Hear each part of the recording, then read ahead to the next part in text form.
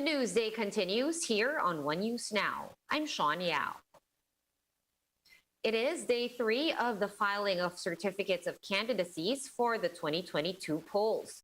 We have with us Camille Samonte joining us from on the ground to give us the latest developments. Camille, how goes it? Anything interesting today?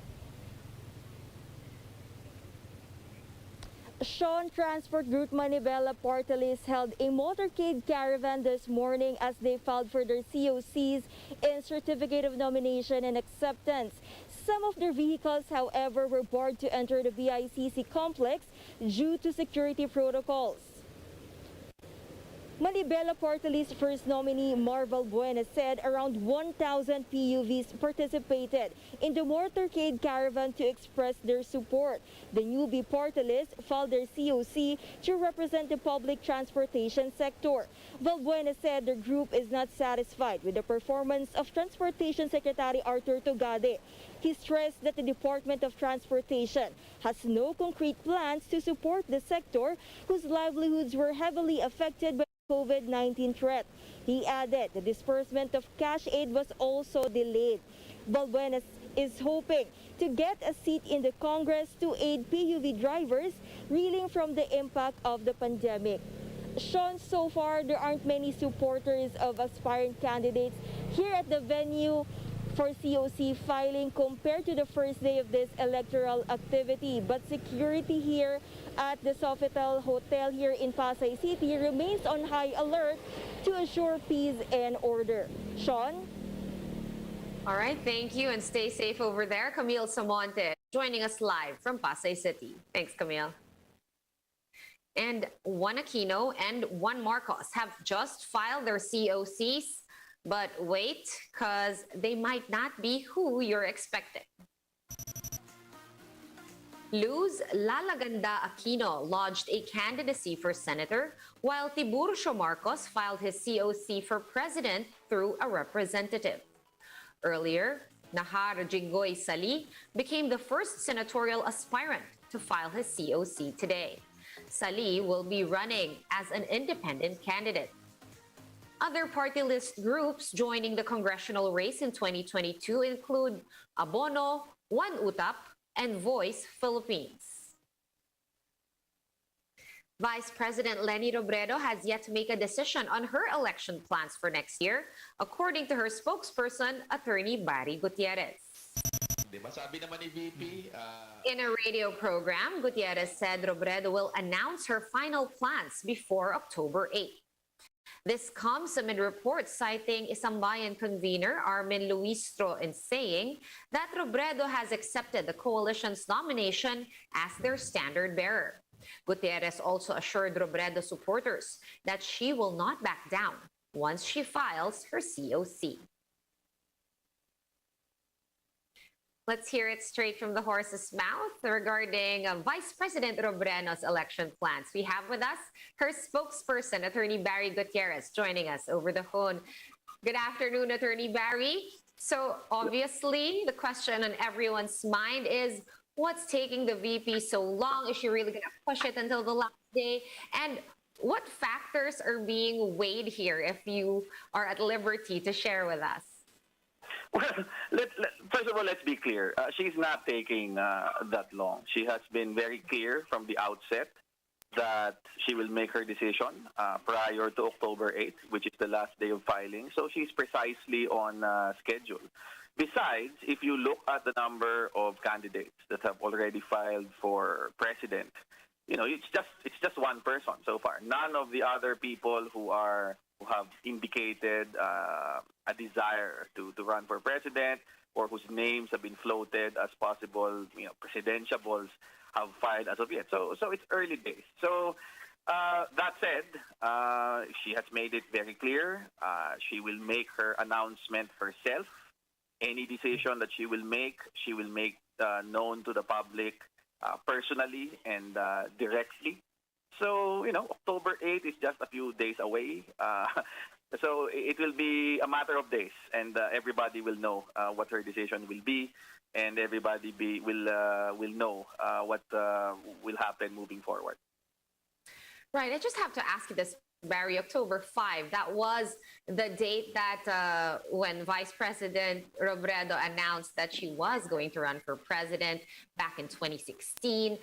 Do you think that we also have a brother, Armin Luistro of Isambayan, saying that, she might give an answer by October 5. Now, you've just told us that anything's possible and she does have until October 8. But is this something that we can look forward to, whether or not she has given a definitive answer to Isambayan? Insofar as Isambayan is concerned, she has been very clear. Her public statements say that she appreciates very much and she is grateful for the trust and support of Isambayan, but she has not accepted the nomination as of yet. And to the credit of Isambayan, they have been very clear as well in saying that they respect the process that she is going through, and that they plan to actually encourage her to accept the nomination. So, in other words, that's an ongoing process. Now, as to October 5, well, a lot of people have pointed out the historical significance. Supposedly, that was the date that she declared her vice presidential run in 2015, and there is some significance attached to the date. But as I said, the date she has given is October 8 is the ultimate deadline. We have October 4, 5, 6, 7, and 8 next week. So it will be one of those days. Whether it's October 5 or some other date, well, it's that we leave that to the Vice President. My appeal has always been we have trusted her this far. We have waited this long. I understand that there is a certain degree of excitement. Everybody wants to see her make the announcement. But, let's be patient. Tiwala lang. Malapit na to, di ba? Ilang tulog na lang to, and we will know definitively what her decision is. And, we ask everybody to be patient, just a few more days. And we will get what we have been waiting for all these months. Right, like we tell children, just a few more sleeps. Now, hypothetically speaking then, Attorney Barry, if the Vice President does decide to run as president, would there already be anyone specific that she would consider to ask to be her Vice President? Well, again, that conversation is a conversation that should happen after she has actually made a decision. I don't want to preempt it. I don't want to be premature. It's too early to talk about a possible vice presidential candidate when we are still waiting for a decision as to her own presidential run. But rest assured, the vice president is someone who has thought this through very carefully.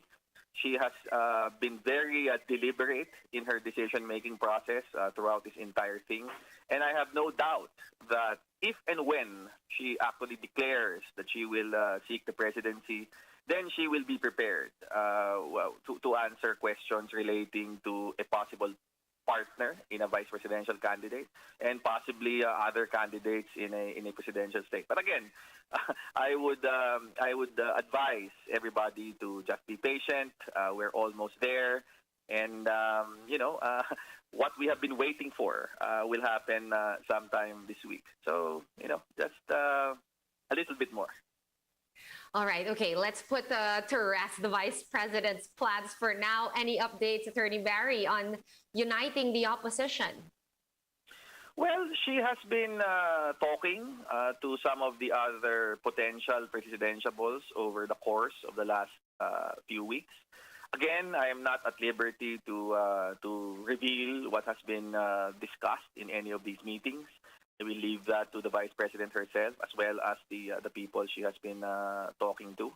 Her hope remains, and that is why she is holding out for October 8th, that communication channels remain open, and it's still possible to actually come to some kind of agreement on a possible collaboration for 2022 between herself and some of the other possible contenders.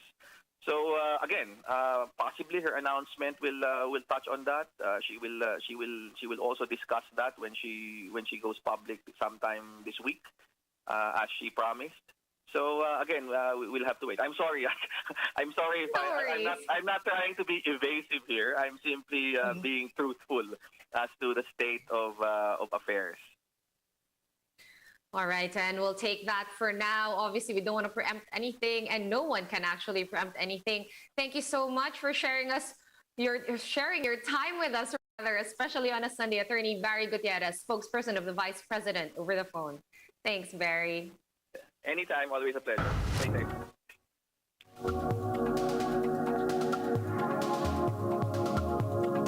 Over in the United States, Congresswomen share their personal experiences on abortion in a House hearing on state laws limiting women's access to the procedure. More details in this Bloomberg Quick Take. But the next thing I knew, he was on top of me, messing with my clothes and not saying anything at all. About a month after the trip, I turned 18. A few weeks later, I realized I had missed my period. I reached out to a friend and asked the guy from the church trip to contact me. I waited for him to reach out, but he never did. I never heard from him. I was 18, I was broke, and I felt so alone. I blamed myself for what had happened to me. But I knew I had options. I had known other girls who had gone to a local clinic to get birth control and some who had gotten abortions. So I looked through the yellow pages and scheduled an appointment. During my first visit, I found out that I was 9 weeks pregnant, and then there the panic set in. To all the black women and girls who have had abortions and will have abortions, we have nothing to be ashamed of. We live in a society that has failed to legislate love and justice for us. So we deserve better, we demand better, we are worthy of better. So that's why I'm here to tell my story. So today, I sit before you as that nurse, as that pastor, as that activist, that survivor, that single mom, that congresswoman, to testify that in the summer of 1994, I was raped, I became pregnant, and I chose to have an abortion. I knew I was not ready to have another child, so I religiously took my daily contraceptive pill. Despite that, I became pregnant. I consulted with my doctors, who told me that any future pregnancy would likely also be high risk to me and the child, similar to what I had gone through with Janak. I very much wanted to have more children, but I simply could not imagine going through that again. For me, terminating my pregnancy was not an easy choice, the most difficult I've made in my life, but it was my choice. And that is what must be preserved for every pregnant person. I'm sharing my story, even though I truly believe it is personal and really nobody's business, and certainly not the business of politicians.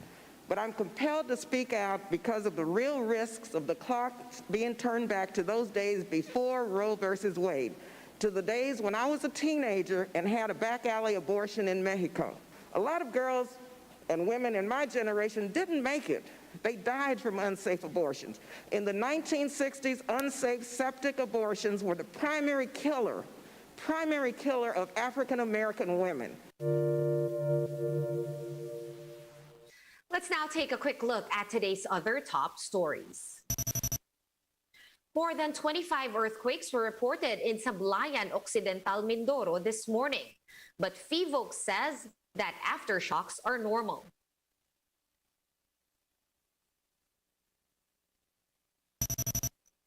A former accountant from Binyan City in Laguna was shot dead Friday morning. The victim, 63-year-old Virgilio de Marana, was allegedly a kingmaker in their barangay.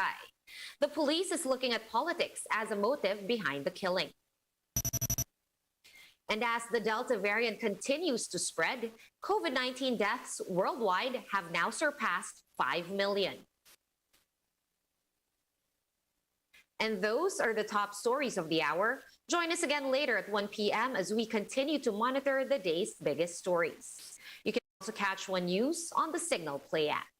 Register for a free account at www.signalplay.com and stream One News live anytime, anywhere. I am Sean Yao. Masks on, wash hands, and stay safe, Philippines. We are One News.